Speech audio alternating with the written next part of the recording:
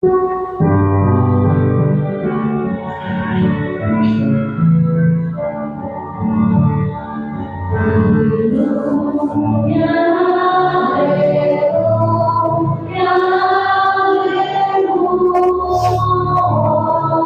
esteja.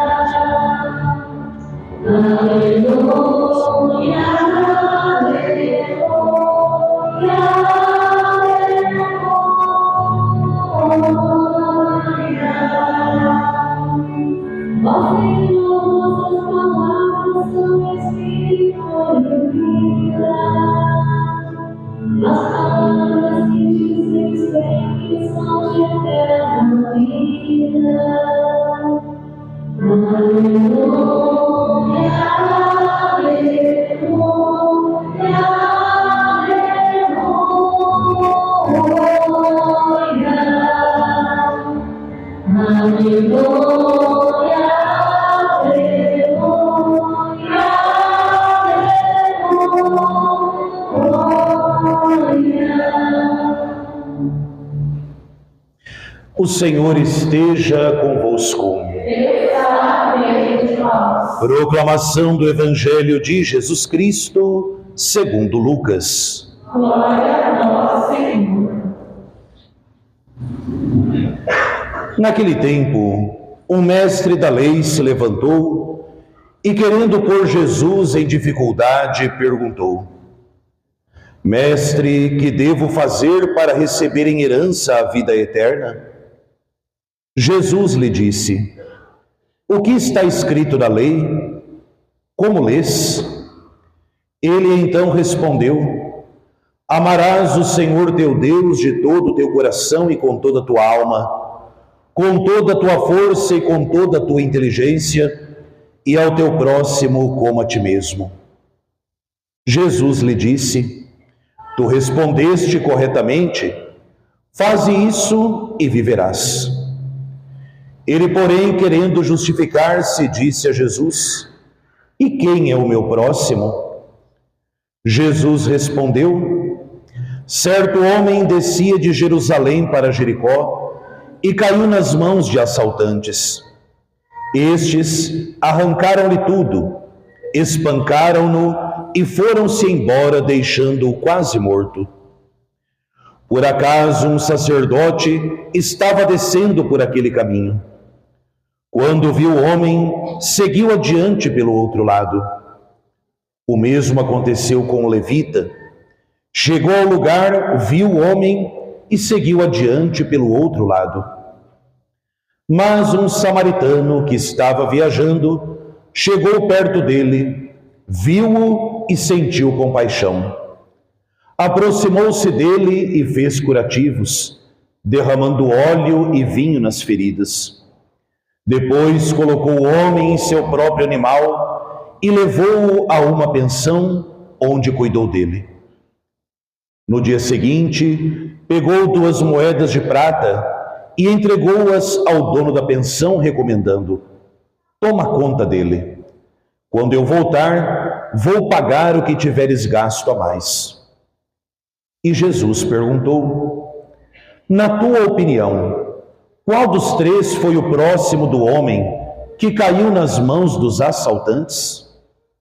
Ele respondeu: Aquele que usou de misericórdia para com ele. Então Jesus lhe disse: Vai e faze a mesma coisa. Palavra da salvação. Glória a nós, Senhor. Pelas palavras do Santo Evangelho, sejam perdoados os nossos pecados. Amém.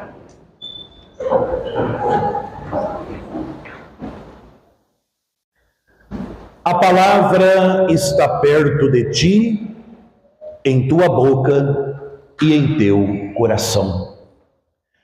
Amados irmãos e irmãs presentes nesta igreja matriz de Santa Luzia em Havaiandava, você também que celebra conosco através da Rádio Liberdade FM, sobretudo você que se encontra doentinho ou cuidando de algum doente, também você que reza com a gente através do canal no YouTube, Meditando a Palavra.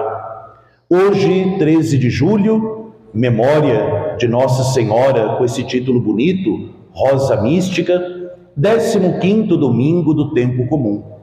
Amanhã, dia 14, a igreja também celebrará um santo muito propício para a liturgia de hoje, que é São Camilo de Leles. Por isso, no final da Santa Missa, nós teremos o rito da unção dos enfermos comunitária, como pede o diretório para o sacramento da unção dos enfermos da nossa diocese.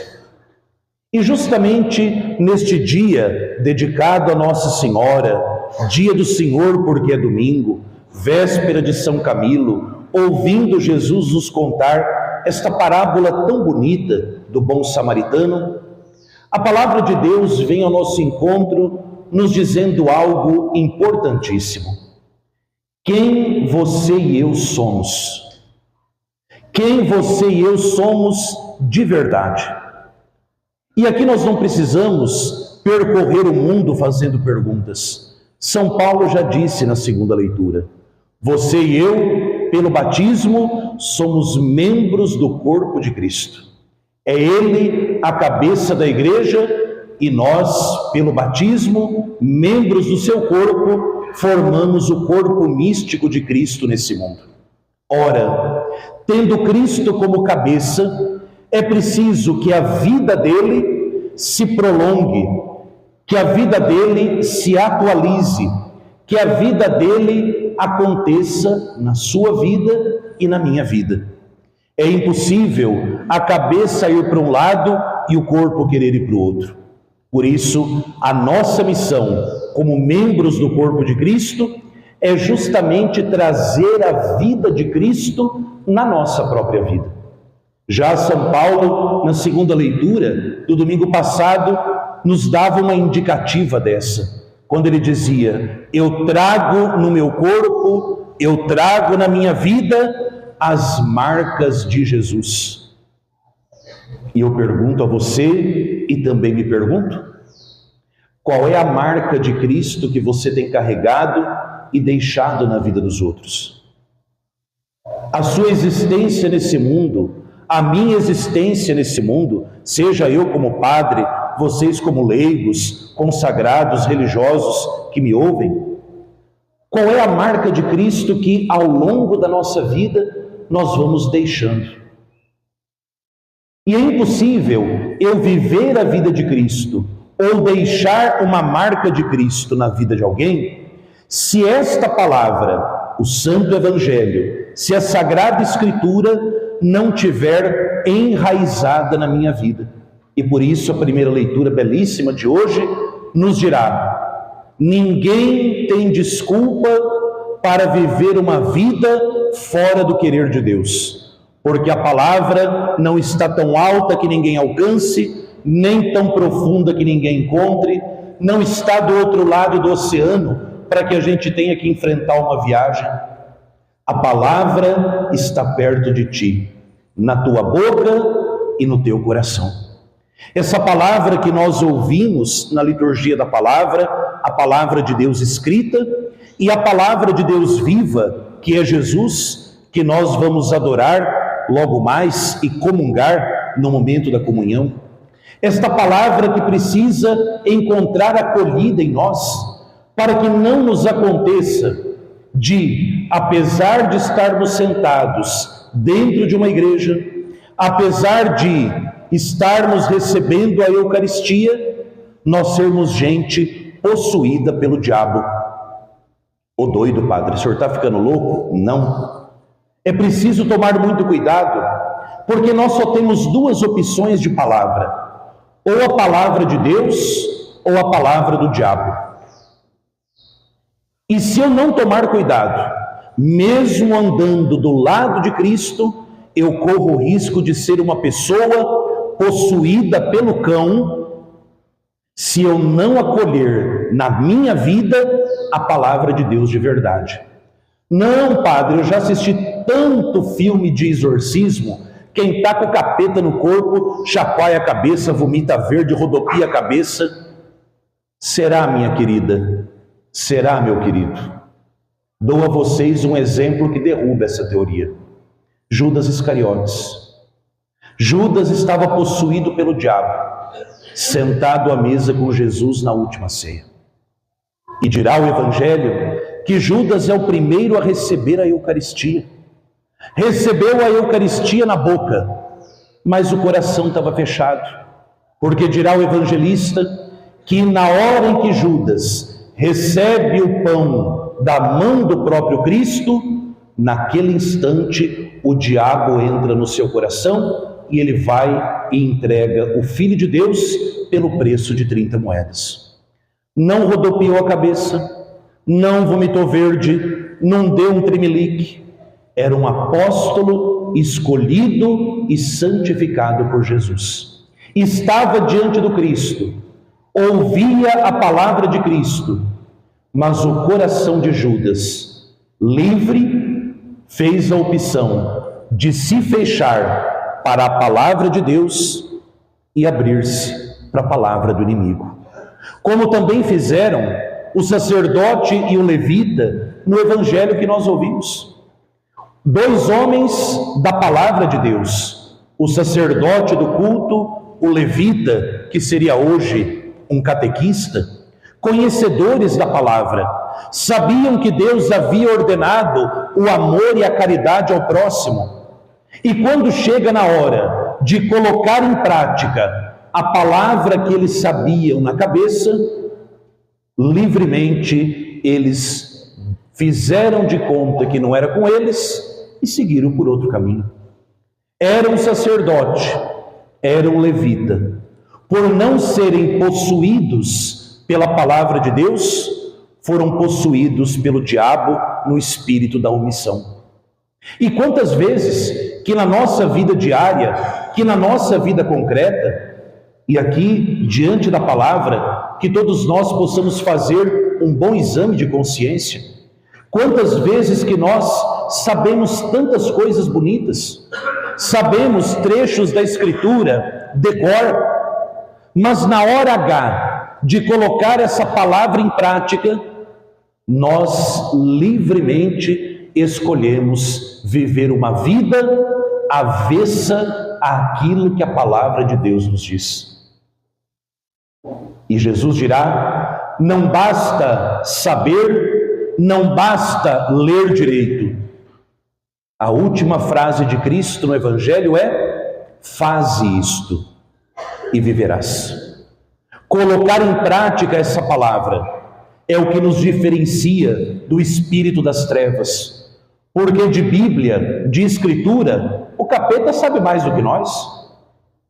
Veja, quando ele vai tentar Jesus no deserto, depois de 40 dias em jejum, em oração, o demônio se aproxima de Jesus e tenta dobrar Jesus usando trecho da própria Escritura.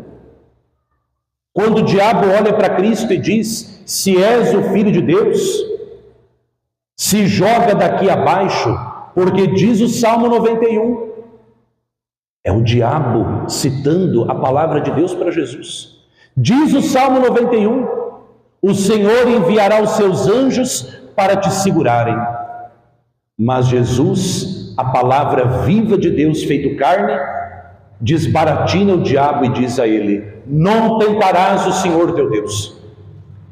O que nos diferencia do espírito maligno é que nós podemos praticar essa palavra. E praticando essa palavra, sermos nós esse prolongamento da vida de Cristo. Sermos nós presença de Cristo na vida de quem sofre.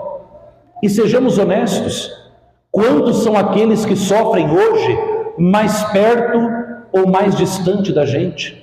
Sobretudo nesse mundo secularizado, paganizado, que amassa a pessoa lá fora e quando a pessoa não tem mais nada para oferecer, descarta e joga fora. Já dizia o saudoso Papa Francisco que nestes tempos a igreja é um verdadeiro hospital. Esse hospital da misericórdia para curar com os remédios de Cristo aqueles que o mundo já machucou. E não duvide, sobretudo você jovem que me ouve, Você jovem que me ouve, cuidado. O mundo é uma máquina que suga a tua juventude. E quando você estiver falido, pobre e doente, o mundo que bailava com você vai te recusar até a lavagem dos porcos, como fez com o filho pródigo. E onde é que você vai encontrar, depois de ser sugado e descartado pelo mundo? Qual é o lugar que vai te acolher para poder te dar o remédio que vai te salvar? A igreja que muitas vezes você desdenhou. A igreja que muitas vezes você correu dela. Porque a igreja é mãe, e mãe que é mãe não abandona filho.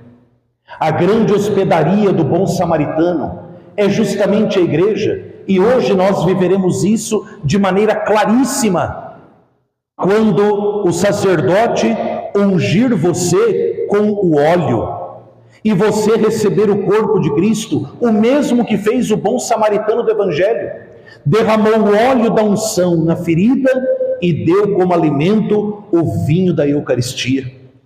Cristo é esse bom samaritano que nos dá o remédio, nos carrega no animal da sua cruz, nos leva para a hospedaria da igreja, para que na hospedaria da igreja, a igreja continue o nosso tratamento, dia após dia. Não com o remédio que a gente inventa, mas com os remédios que ele mesmo deixou. A palavra proclamada, a Eucaristia celebrada, adorada e comungada, a unção dos enfermos, que não apenas cura os males do corpo, mas sobretudo cura os males da alma, porque tem poder de perdoar os pecados e refazer em nós tudo aquilo que o mal destruiu. E a hospedaria de Cristo, o hospital de Cristo é tão maravilhoso que ele põe como enfermeira e médica para nós a mãe dele, Maria. Maria que na igreja, na hospedaria de Cristo bom samaritano, é ela quem nos acolhe, é ela quem nos oferece o colo para que descansemos nela. E é ela, daquele jeito que só mãe sabe fazer, nos conduz àquele que na cruz e na Eucaristia é médico e remédio. Não é à toa que São Bernardo chamava Maria de o beijo de Deus nas nossas feridas. Todos nós já passamos pela experiência feliz de receber ali algum machucadinho quando éramos crianças, e a mãe ou a avó da gente ia lá e dava um beijo. Aquele beijo dado com tanto amor fazia com que a gente até esquecia do machucadinho e quando via estava brincando de novo. Eu duvido que exista um analgésico, um antibiótico mais poderoso que beijo de mãe. E se o beijo da mãe da terra tem poder para aliviar a dor, imagine ser beijado pelos lábios que beijaram o próprio Filho de Deus. O beijo de Maria é beijo de Cristo. O beijo de Maria tem sabor de céu.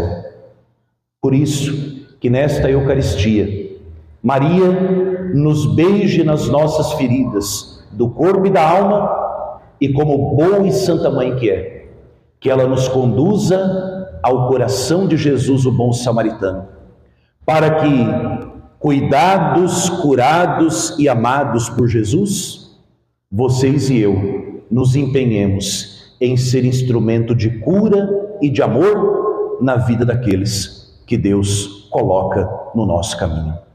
Glória ao Pai, e ao Filho, e ao Espírito Santo. Como era no princípio, agora e sempre. Amém.